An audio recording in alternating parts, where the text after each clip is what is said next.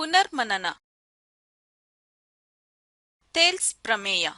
ತ್ರಿಭುಜದ ಒಂದು ಬಾಹುವಿಗೆ ಎಳೆದ ಸಮಾಂತರ ಸರಳ ರೇಖೆಯು ಉಳಿದೆರಡು ಬಾಹುಗಳನ್ನು ಸಮಾನುಪಾತದಲ್ಲಿ ವಿಭಾಗಿಸುತ್ತದೆ. ಥೇಲ್ಸ್ ಪ್ರಮೇಯದ ವಿಲೋಮ. ಒಂದು ಸರಳ ರೇಖೆಯು ತ್ರಿಭುಜದ ಎರಡು ಬಾಹುಗಳನ್ನು ಸಮಾನುಪಾತದಲ್ಲಿ ವಿಭಾಗಿಸಿದರೆ ಆ ರೇಖೆಯು ಮೂರನೇ ಬಾಹುವಿಗೆ ಸಮಾಂತರವಾಗಿರುತ್ತದೆ. ಥೇಲ್ಸ್ ಪ್ರಮೇಯದ ಉಪಪ್ರಮೇಯ. ಒಂದು ತ್ರಿಭುಜದ ಒಂದು ಬಾಹುವಿಗೆ ಸಮಾಂತರವಾಗಿ ಒಂದು ಸರಳ ರೇಖೆಯನ್ನು ಎಳೆದಾಗ ಉಂಟಾದ ತ್ರಿಭುಜಗಳ ಬಾಹುಗಳು ದತ್ತ ತ್ರಿಭುಜದ ಬಾಹುಗಳಿಗೆ ಸಮಾನುಪಾತದಲ್ಲಿರುತ್ತದೆ. ಮಧ್ಯಬಿಂದು ಪ್ರಮೇಯ.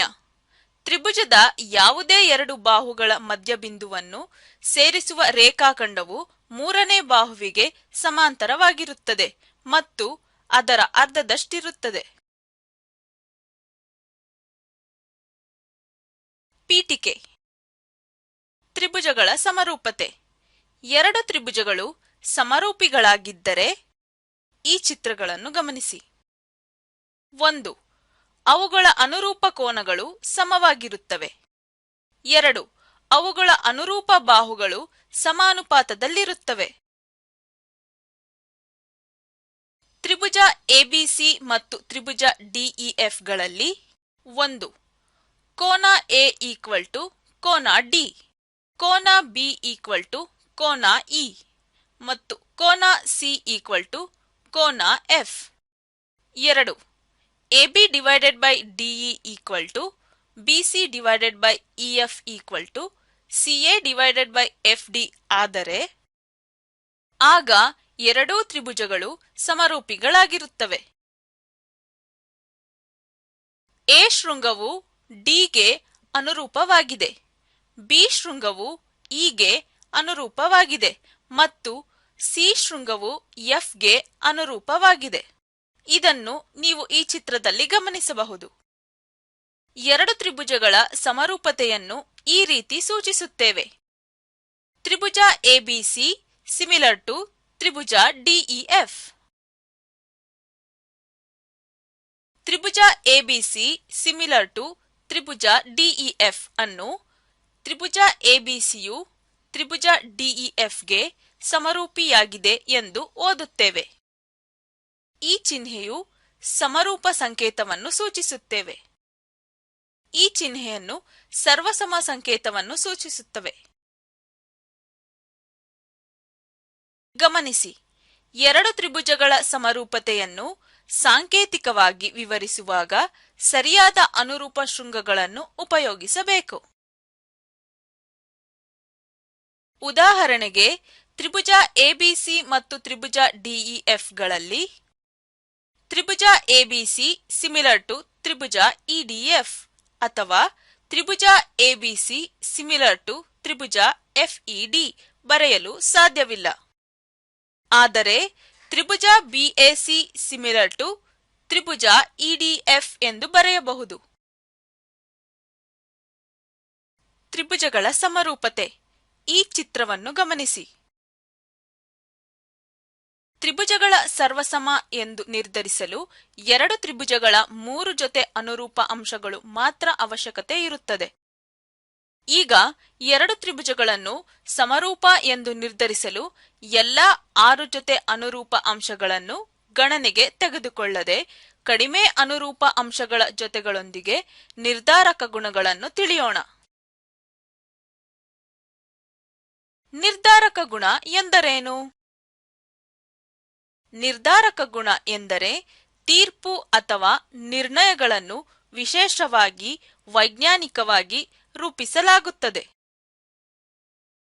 ಸಮರೂಪ ತ್ರಿಭುಜಗಳ ನಿರ್ಧಾರಕ ಗುಣಗಳು.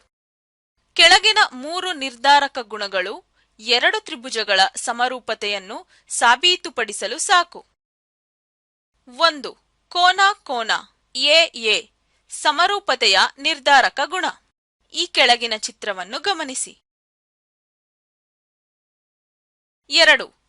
ಬಾಹು ಬಾಹು ಬಾಹು ಎಸ್ ಸಮರೂಪತೆಯ ನಿರ್ಧಾರಕ ಗುಣ. 3. ಬಾಹು ಕೋನ ಬಾಹು ಎಸ್ ಸಮರೂಪತೆಯ ನಿರ್ಧಾರಕ ಗುಣ. ಕೋನ ನಿರ್ಧಾರಕ ಗುಣ ಎಂದರೇನು? ಎರಡು ತ್ರಿಭುಜಗಳಲ್ಲಿ ಅನುರೂಪ ಕೋನಗಳು ಸಮವಾಗಿದ್ದರೆ ಅವುಗಳ ಅನುರೂಪ ಬಾಹುಗಳು ಸಮಾನುಪಾತದಲ್ಲಿರುತ್ತದೆ. ಆಗ ಎರಡೂ ತ್ರಿಭುಜಗಳು ಸಮರೂಪಿಗಳಾಗಿರುತ್ತವೆ. ಇದು ಕೋನ ನಿರ್ಧಾರಕ ಗುಣ. ಪ್ರಮೇಯ: ಎರಡು ತ್ರಿಭುಜಗಳು ಸಮಕೋನೀಯಗಳಾಗಿದ್ದರೆ ಅವುಗಳ ಅನುರೂಪ ಬಾಹುಗಳು ಸಮಾನುಪಾತದಲ್ಲಿರುತ್ತವೆ. ದತ್ತ: ತ್ರಿಭುಜ ಎಬಿಸಿ ಮತ್ತು ತ್ರಿಭುಜ ಡಿಇಎಫ್ಗಳಲ್ಲಿ 1. ಕೋನ ಬಿಎಸಿ = ಕೋನ ಇಡಿಎಫ್. 2. ಕೋನ ಎಬಿಸಿ = ಕೋನ ಡಿಇಎಫ್. ಸಾಧನೀಯ: AB/DE = BC/EF = CA/FD. ರಚನೆ: ABಯ ಮೇಲೆ G ಮತ್ತು ACಯ ಮೇಲೆ H ಬಿಂದುಗಳನ್ನು ಗುರುತಿಸಿ. ಇದನ್ನು ಚಿತ್ರದಲ್ಲಿ ಕಾಣಬಹುದು. 1. AG = DE ಮತ್ತು 2. AH = DF. G ಮತ್ತು H ಸೇರಿಸಿ. ಸಾಧನೆ: ಹೇಳಿಕೆಗಳು, ಕಾರಣಗಳು. ಹೇಳಿಕೆಗಳು: ತ್ರಿಭುಜ AGH ಮತ್ತು ತ್ರಿಭುಜ DEF ಹೋಲಿಸಿ. 1. AG = DE. ಕಾರಣ: ರಚನೆ. 2. ಕೋನ GAH = ಕೋನ EDF. ದತ್ತ. 3. AH = DF. ಕಾರಣ: ರಚನೆ.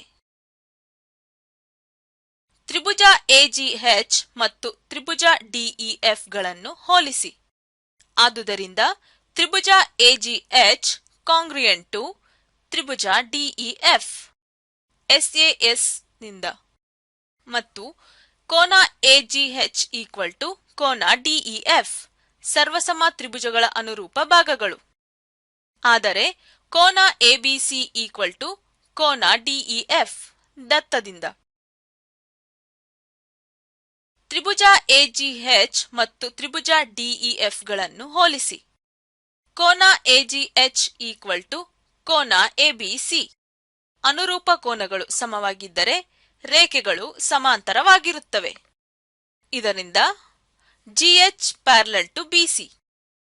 ತ್ರಿಭುಜ ABCಯಲ್ಲಿ AB/AG = BC/GH = CA/HA.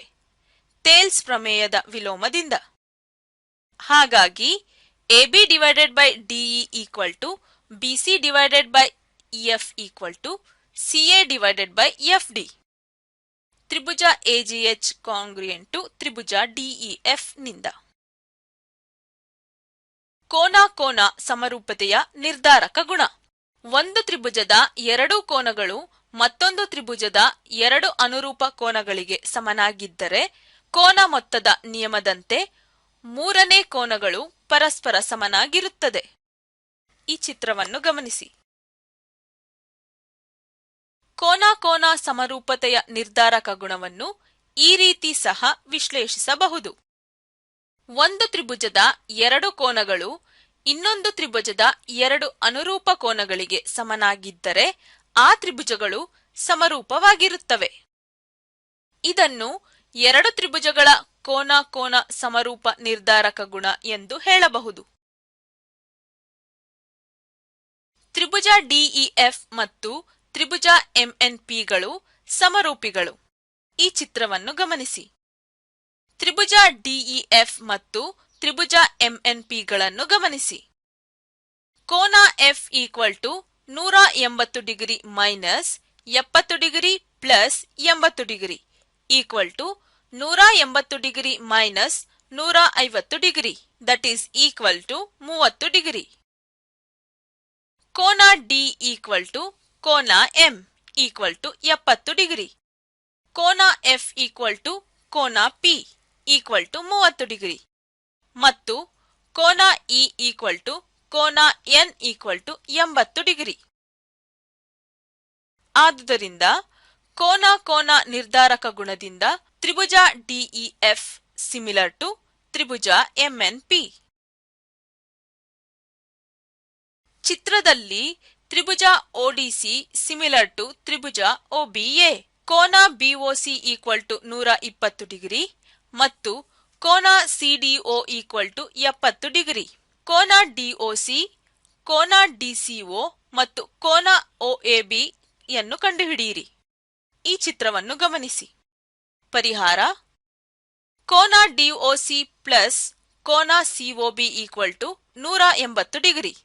ಸರಳ ಯುಗ್ಮದಿಂದ ಕೋನ DOC plus 120 degree equal to 180 degree. ಕೋನ DOC equal to 180 degree minus 120 degree. ಕೋನ ಡಿಒಸಿ ಈಕ್ವಲ್ ಟು 60 ಡಿಗ್ರಿ. ಕೋನ ಡಿಒಸಿದಲ್ಲಿ ಕೋನ ಡಿಸಿಒ ಪ್ಲಸ್ ಕೋನ ಸಿಡಿಒ ಪ್ಲಸ್ ಕೋನ ಡಿಒಸಿ ಈಕ್ವಲ್ ಟು 180 ಡಿಗ್ರಿ.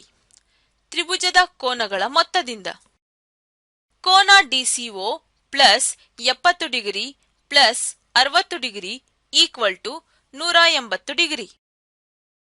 ಕೋನ DCO equal to 180 degree minus 130 degree.